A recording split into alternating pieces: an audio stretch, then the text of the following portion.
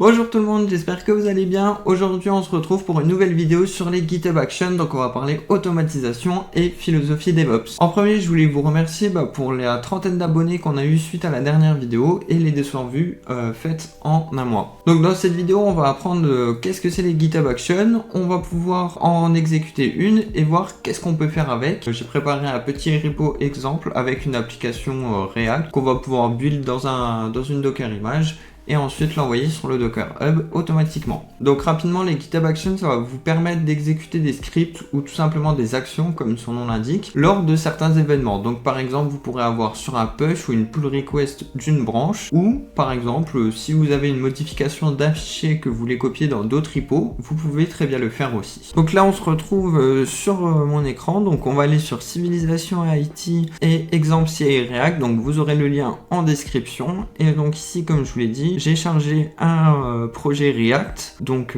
avec Vite. Dedans, il y a un Docker file pour pouvoir build. Et ensuite, dans .github workflow, on va avoir notre fichier YAML. Donc, dans ce dossier .github et le sous-dossier workflow, tous les YAML ici seront considérés comme des GitHub Actions. On va regarder rapidement le GitHub Action. Donc, on va voir en premier le nom. Donc, par exemple, si on va dans Action, on peut ici voir donc le nom de notre GitHub Action. Je vais aller ici pour reprendre le fichier. Donc, ensuite le on. Là, comme je vous l'ai dit, ça va être l'écouteur. Vous avez aussi le type trigger qui lui va vous permettre d'en fait débugger votre GitHub Action et pouvoir la lancer manuellement sans attendre qu'il se déclenche, donc par exemple sur une pull request ou un push. Donc là, comme vous pouvez voir, j'ai fait un on push branch main. Donc là, le but, ça serait de bloquer la branche main et de seulement autoriser des pull requests. Et donc au moment du merge de la pull request, la GitHub Action se lancerait. Dans votre GitHub Action, vous pouvez avoir plusieurs jobs. Donc ici, on va avoir deux jobs. La partie tags, donc qui va nous permettre de versionner notre projet, et ensuite le build and push qui va nous permettre donc de build notre Docker image et de la push sur le Docker Hub. En premier, donc pour chaque action, on va avoir un run once, donc là c'est où est-ce que notre action va s'exécuter. Par défaut, vous avez le choix entre un Ubuntu, du Windows et du macOS, donc ce qui vous permettrait aussi de build pour une application iOS si vous n'avez pas de Mac. Donc là vous pourrez exécuter votre build sur un runner macOS et au final build votre projet pour iOS. Vous pouvez aussi connecter un runner en local, donc vous avez dans la partie settings de votre GitHub, dans la partie runner, vous pouvez copier-coller un script, donc sur un Linux ou un Windows, bref, peu importe, pour faire tourner le runner et vos GitHub Actions en local sur votre machine. Juste ici, je fais l'output, donc là, en fait, c'est tout simplement pour pouvoir utiliser la valeur du new tags dans d'autres jobs. Donc ici, c'est un peu une variable qu'on va déporter dans le jobs, donc là, Docker build and push. Ensuite, on va voir l'action, donc check repo, et là, comme vous pouvez voir, je use une action checkout v4. Qu'est-ce que c'est ?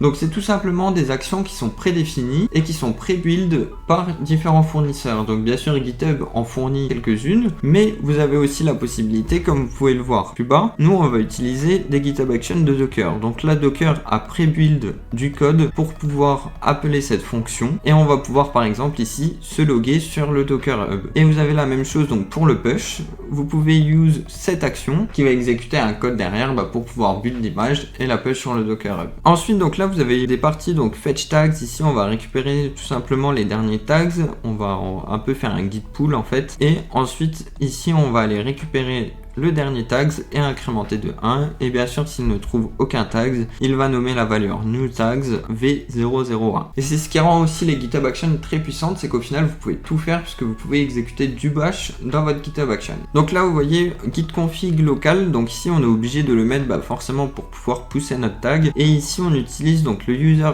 email de action.github.com et le username de GitHub Action, tout simplement pour dire que c'est fait depuis un robot et non depuis un compte, donc une action humaine. Ici vous pouvez voir qu'en environnement de variable j'utilise le GitHub token. Le GitHub token ça va être un token donc qui va être sur notre repository et qui va nous permettre de faire plusieurs actions, donc des actions d'écriture, de lecture, et ici donc on va l'utiliser pour pousser notre tag sur notre repo. Donc juste ici vous voyez le git push et ensuite ici je refais un set output pour avoir notre new tags. Ensuite la partie build and push, donc ici vous voyez qu'en needs je lui demande le tags, donc il est obligé d'avoir fini ce jobs avant d'exécuter d'exécuter celui-là. Sinon, vous pouvez avoir les deux jobs qui se lancent en même temps, ce qui peut être problématique puisque là, il va s'appuyer du tags pour versionner la Docker image. Donc ici, là, c'est optionnel. Je n'ai pas le problème sur ce repo puisqu'il est déjà en minuscule, mais Docker n'aime pas les majuscules. Pour la Docker image, on peut pas mettre de majuscules, donc il faut passer notre repo en minuscule si on veut construire le projet. Donc ici, l'action de checkout, donc encore une fois, on vérifie qu'on a bien le code. Ici, comme je vous l'ai dit, donc on va utiliser l'action de Docker pour se loguer. Juste ici, donc vous voyez qu'on utilise des secrets, donc c'est encore une fois des variables d'environnement qu'on peut récupérer. Vous allez voir, on va les configurer ensemble. Ensuite, le build and push, donc ici, il va build notre Docker image, donc on lui dit dans quel dossier il doit se placer. Où est notre Dockerfile. Là, on choisit si on push oui ou non. On pourrait très bien mettre false et ne pas push. Ensuite, notre tags. Donc là, j'utilise mon Docker username. Et ensuite, le nom du repo avec 2 points. Donc la version du tag. Ou alors, je lui dis aussi de tags en dernière version. Et là, le label. Donc là, c'est juste pour les bonnes pratiques de OpenContainer. Donc comme vous le voyez, ici, on va construire et push notre Docker image. Et ce que je vous propose, c'est qu'en prochaine vidéo, on installera Portainer et Docker sur une machine virtuelle. Et qu'on fera les CI/CD jusqu'au bout, donc build le projet, mais aussi le recevoir côté serveur pour faire un déploiement continu. Donc là, je vais aller sur mon repo et je vais aller le fork. Exemple CI React, ok, on copie la branche main. Donc là, je viens de clone le projet, donc comme c'est un fork, on va devoir aller dans les actions et activer notre workflow. Donc là, c'est tout simplement pour lui dire qu'on autorise les GitHub Actions déjà présentes à s'exécuter. Donc on va aller dans la partie settings, dans action et général et aller voir que notre GitHub token a bien les droits d'écriture et de lecture. Donc moi ici c'est bien configuré, vous devez peut-être le configurer. Et ici on pourrait très bien lui donner des permissions sur d'autres repositories si vous avez besoin de faire des actions dans d'autres repos. Ensuite on va aller dans secret and variable. Et là, on va aller mettre notre donc Docker username et Docker password. Donc ici, je vais vérifier les secrets qui sont utilisés. Donc la valeur, ça sera le nom de la variable Docker username. Je vais faire new repo. Là, je vais mettre mon nom d'utilisateur. Donc si vous avez une majuscule dans votre login, bien sûr, il faut l'enlever pour pouvoir build une Docker image et aussi se loguer.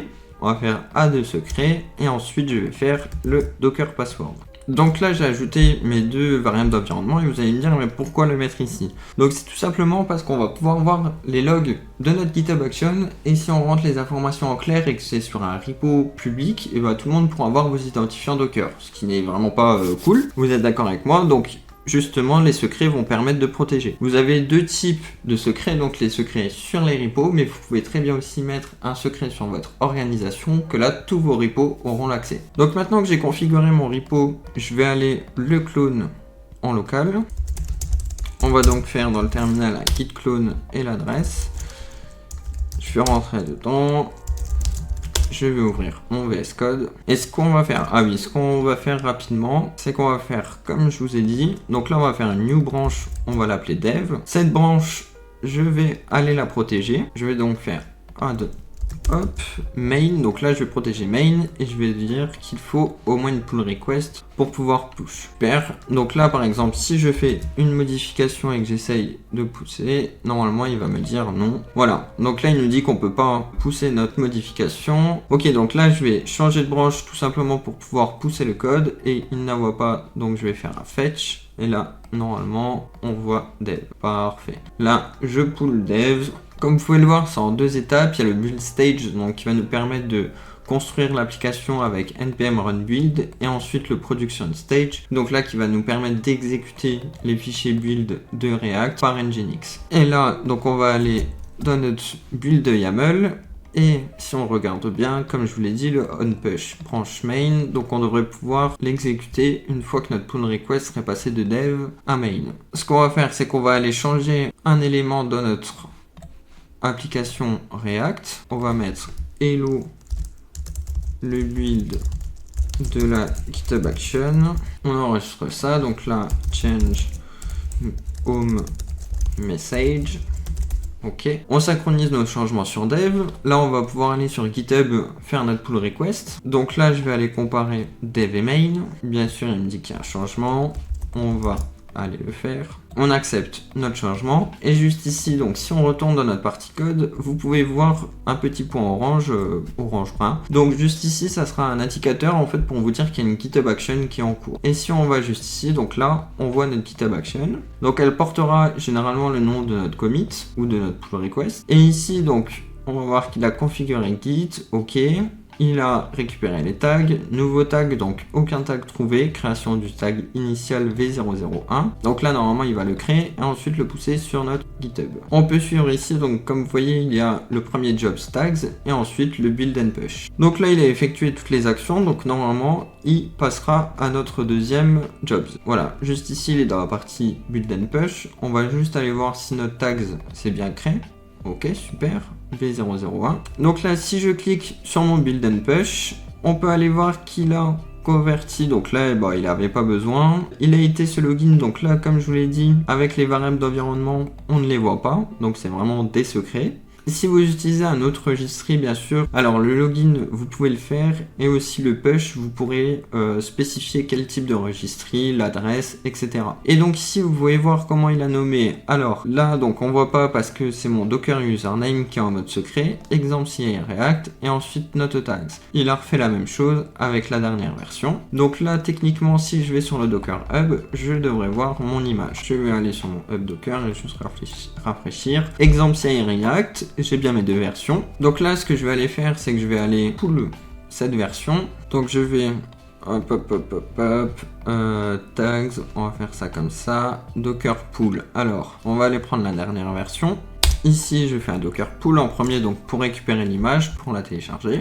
Ensuite, je vais faire un Docker run-p, on va dire 80-80. Je sais pas si mon port 80 est occupé. Donc là, le port 80, le deuxième, donc c'est le port qui est exposé dans le conteneur. Et là, ensuite, je vais mettre donc le nom de mon image. Ok, donc mon worker, il me dit qu'il est bien démarré. On va aller sur localhost 2.80. Parfait. Hello, le build de la GitHub Action. Donc notre image s'est bien changé. Et ce qu'on va aller faire, c'est qu'on va aller remodifier juste pour voir. Hello, le build. Hop. Change message. Encore une fois. Build. On va mettre ça. Build 2. Ok. On va aller refaire notre pull request. Si vous voulez pas aller sur l'interface graphique de GitHub pour faire vos pull requests, il existe GitHub CLI qui vous permet de faire vos pull requests en CLI et de pouvoir les merge aussi si aucun conflit est détecté.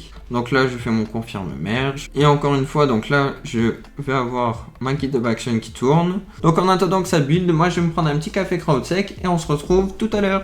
Ok, donc on se retrouve, notre GitHub Action est ouverte, donc ça veut dire que tout s'est bien passé. Si on clique rapidement dessus, on voit nos deux jobs et le temps que ça a pris, donc 2 fois 35 secondes, vraiment le temps de faire couler le café. Alors si on va dans nos tags, ici on retrouve notre V002, hop, si je vais sur mon Docker Hub et que je rafraîchis, je vois que j'ai bien mon nouveau tags et la dernière version c'est update en même temps, donc il y a quelques secondes. Ce qu'on va faire, c'est qu'on va repull cette image, puisque normalement il y a des différences, il devrait le voir. Donc là c'est un peu la force de Docker aussi, donc vous voyez qu'il n'y a qu'une couche qui a été rafraîchie, donc ça sera la couche des fichiers React. Et je vais rafraîchir, hello le build, TS2. Donc voilà, j'espère que cette vidéo vous a plu, que vous avez compris le concept des GitHub Action et ce qu'on pouvait faire avec. Donc comme je vous l'ai dit, la prochaine vidéo, ça sera sur la récupération de cette Docker image pour avoir tout notre flow de déploiement continu. N'hésitez pas à me suivre sur LinkedIn si vous voulez en savoir plus sur les vidéos, sur les posts Medium et les posts CrowdSec. N'oubliez pas de vous abonner sur YouTube aussi, de liker et de commenter, ça m'aide vraiment. Allez, à plus!